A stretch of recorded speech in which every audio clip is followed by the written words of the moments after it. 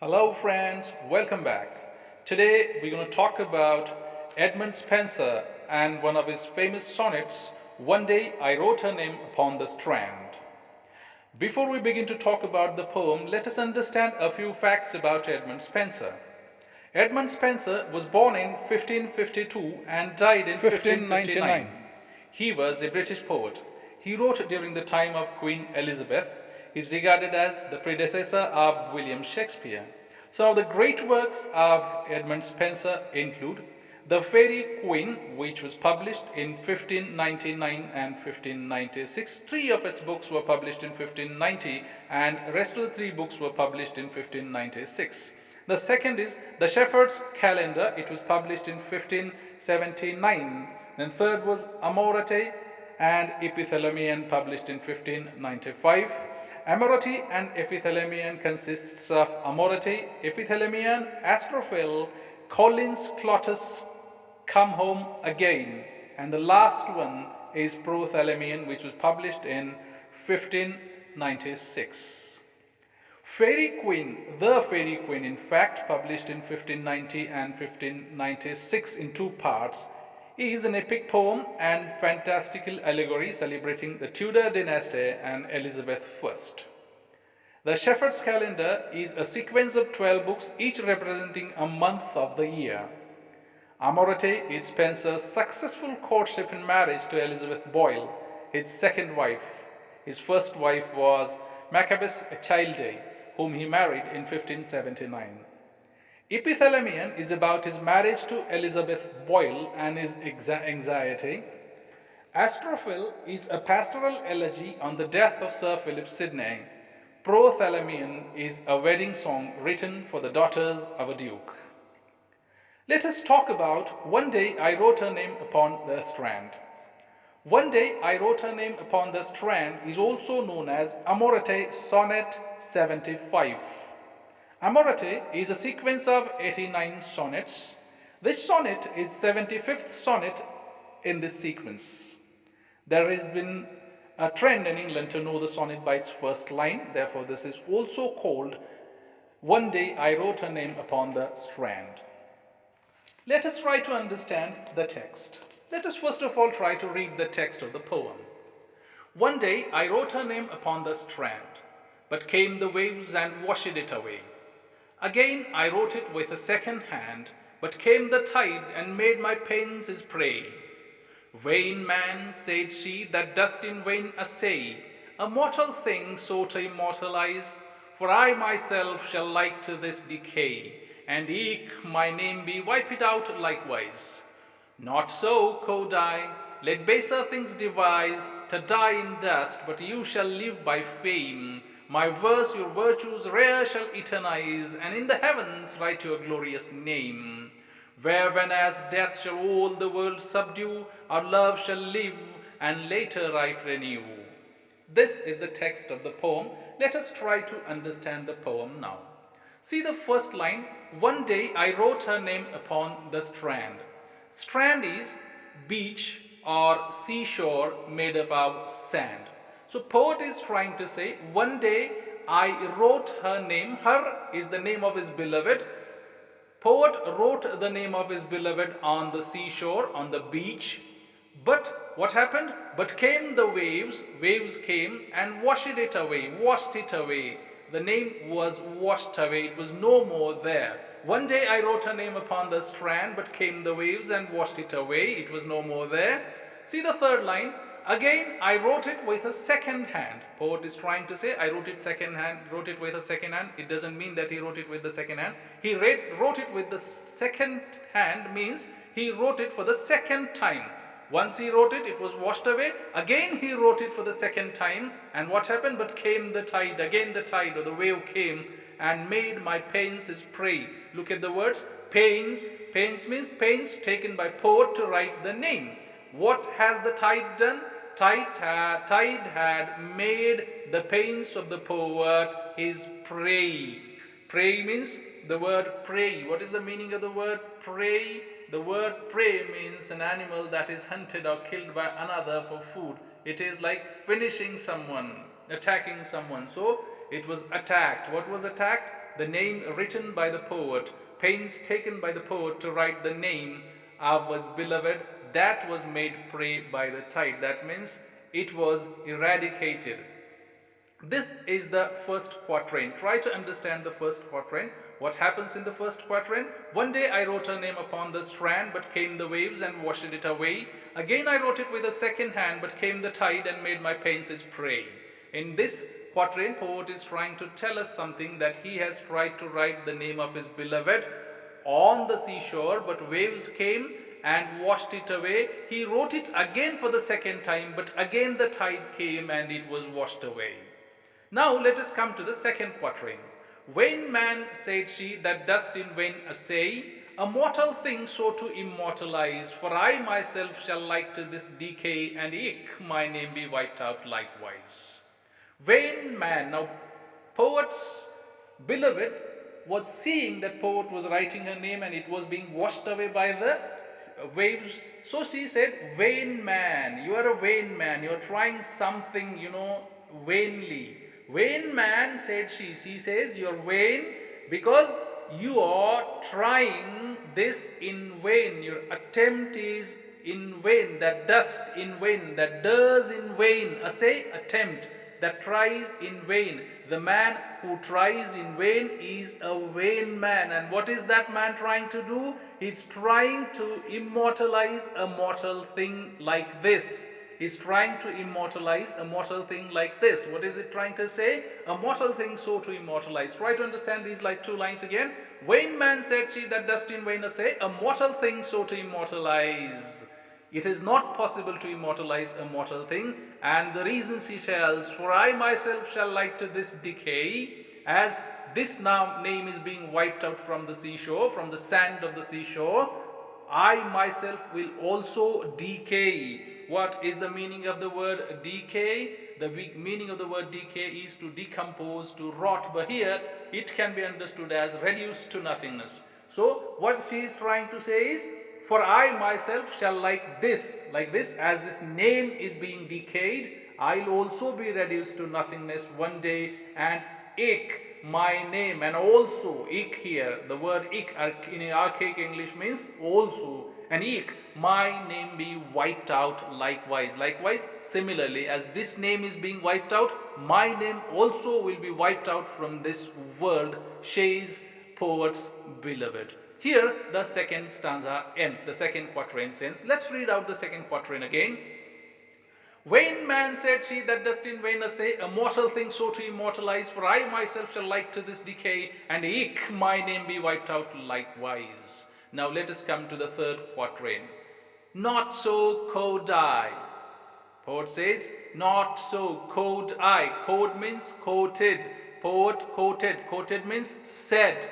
Not so could I. I said it is not like that. What is not like that? That your name will be wiped out likewise. That his beloved is saying, but poet is not agreeing with what she is saying, and he says, not so, it is not going to happen. Your name is not going to be wiped out likewise. So it's saying, not so.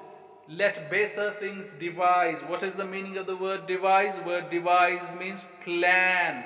Baser things means befitting low status or class, low social class, without moral principles, ignoble. So what is poet trying to say here? Let those things which are befitting the low social class or which are without moral principles plan. Devise means plan. Let baser things plan, devise to die in dust. To die in dust in the sense to die like this, to end, to come to life and to die without being noticed. It is what he means to say. Not so could I, let baser things devise to die in dust, but you shall live by fame. What is poet trying to tell his beloved, or telling his beloved? He's telling that you shall live by fame. You, his beloved, is talking to his beloved and is telling that she shall live by fame. What is the meaning of the word fame? Fame is popularity, or most commonly it is a state of being known or talked about by many people. So what poet wants to tell her is, people will talk about you. You shall live by fame. You will have a lot of popularity. And how will that popularity come? My verse your virtues rare shall eternize. How? My verse is poem, poetry, written lines. My verse, your virtues means good qualities, virtues means good qualities, praiseworthy qualities, or behavior showing high moral standard. So what is poet trying to say? My verse, your virtues rare shall eternize. What kind of virtues are these? These are rare virtues, rare, not occurring very often or not seen with many people. So what will my verse do? My verse will eternize your rare virtues. What is eternize? Eternize means make eternal or make undying. It will not let your virtues die. What will not let your virtues die? My verse will not your virtues die. That's what poet is trying to say. See, and in the heaven, write your glorious name. And your name, your glorious name will be written in the heavens. That is what poet is trying to say in the third stanza. Let us read out the whole quatrain again, the third quatrain. Not so could I, let baser things devise, to die in dust, but you shall live by fame. My verse your virtues rare shall eternize, and in the heavens write your glorious name. And to the concluding couplet now. Where, when, as, death shall all the world subdue. What is it trying to say? Where, when, as. Where, when as is when in archaic English. When death shall all the world subdue. Subdue means bring under its control or put an end by force. So death will put an end to the lives of the people by force. Where, when, as, death shall all the world subdue. Death has the power to subdue the whole world. If death meets a person dies. So what is poet trying to say is, where, when, as, death shall all the world subdue. When this will happen, our love shall live. Everything will die, but what will be living? Our love shall live, and later life renew. And this love will renew the later life, and this is how you and your name will be made immortal. That is what poet is trying to say here in this poem. Let us simplify the poem. Let us understand it in simple words as its summary. One day I wrote the name of my beloved on the beach or sandy seashore, but waves came and washed it away. I tried to write her name again for the second time, but again the waves came and washed that name away. The words poet uses here are made my pains his prey. My pains refers to pain taken by poet to write his beloved's name on the beach. My love saw this and said that it is in vain to try to make a mortal thing immortal, as this name written by you is being washed away. My name also be wiped out from this world one day. But I replied that it will not happen. Your name will not be wiped out. Let things belonging to lower status think of and plan to die in dust.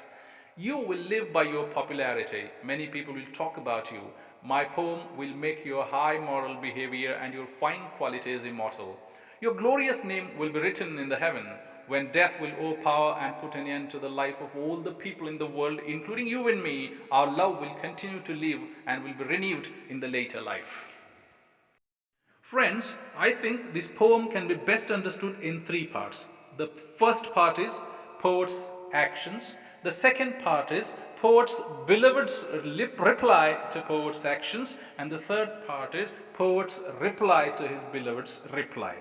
Let us try to understand the first part. In the first part of the poem, poet is trying to tell us about his action of writing the name of his beloved on the beach and waves coming and washing it away for 2 times. Then in the second part, it's woman's reply, our poet's beloved's reply, and in the reply of his beloved says it is in vain to try to make mortal things immortal, and I will also be washed away. My name will also be wiped out, like the name written on this beach is being wiped out. And in the third part, which is called poet's reply to the reply of his beloved, it is in the third part, poet says that he replies that your name will not be wiped out. Baser things will be wiped out, but you will live because you will be made popular in poetry. So I'll try to make you immortal. These are the 3 parts of the poem. We can best understand poem in these 3 parts. There is one example of enjambment or run online in this poem.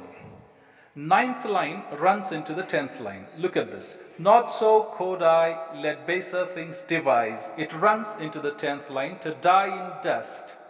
To die in dust. The sentence becomes not so could I, let baser things devise to die in dust. It is like this. So this is an example of enjambment or run-on line in this poem. Let us also talk about some figures of speech used in this poem. The most commonly used figure of speech in this poem is alliteration. Alliteration is repetition of a sound. Look at the line number 2 in which sounds waves and washed are repeated. Look at line number 4 where pain and pray are repeated. Look at the line number 10 in which devise, die and dust are the words in which sound d is repeated. Look at line number 11, the words verse and virtues in which sound v is repeated. In line 13, where, when as in world, sound v is repeated. And in line 14, love, live, later, life, sound l is repeated for 4 times. So these are some of the examples of alliteration in the poem. Alliteration makes poem very pleasant to the ear. Metrics. Friends, let's have a look at the metrical pattern of this poem. The poem is written in iambic pentameter. Iambic pentameter is a 5-feet line in which an unstressed syllable is followed by a stressed one. Try to understand. Iam means an unstressed syllable followed by a stressed one, while pentameter is a 5-feet line. In this poem, there are 10 syllables in each of the line. In most cases, the first syllable is unstressed and the second syllable is stressed. In most of the cases, there are some examples. For example, vain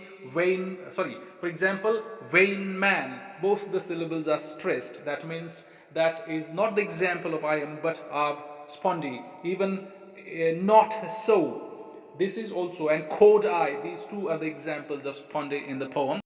Let us try to read the poem according to its meter. One day I wrote her name upon the strand, but came the waves and washed it away. Again I wrote it with a second hand, but came the tide and made my pen's prey. Vain man, said she, that dost in Venice say, a mortal thing so to immortalize. For I myself shall like to this decay, and if my name be wiped out likewise. Not so could I, let baser things devise to die in dust, but you shall live by fame. My verse your virtues rare shall eternize, and in heavens write your glorious name. Where when as death shall all the world subdue, our love shall live and later life renew. This is how the rhythm of the poem goes. Let's talk about the rhyme scheme of this poem. If you look at the poem, you will find that the last line of the first quatrain rhymes with the first line of the second quatrain, and last line of the second quatrain rhymes with the first line of the third quatrain. There are 3 quatrains, and there is also a concluding couplet. It is written in heroic form. It rhymes together. So this is how these are the 14 lines, and we have to understand this rhyme scheme. Thus, the rhyme scheme of Spenser's sonnet becomes A, B, A, B, B, C, B, C, C, D, C, D, and E, E. Try to understand by looking at this picture given on your screen. This is how Spenser writes. This is a special variety called Spenserian variety, because this is not exactly like the Shakespearean sonnet or the English sonnet, which rhymes A, B, A, B, B, C, A, B, A, B, B, C, B, C, C, D, C, D, E, F, E, F, and G, J. It is not like that. It is different from that. Therefore, this variety is called Spenserian variety. I hope you have understood the poem. If you have understood and liked this video, please like, share and subscribe. Thank you very much for watching.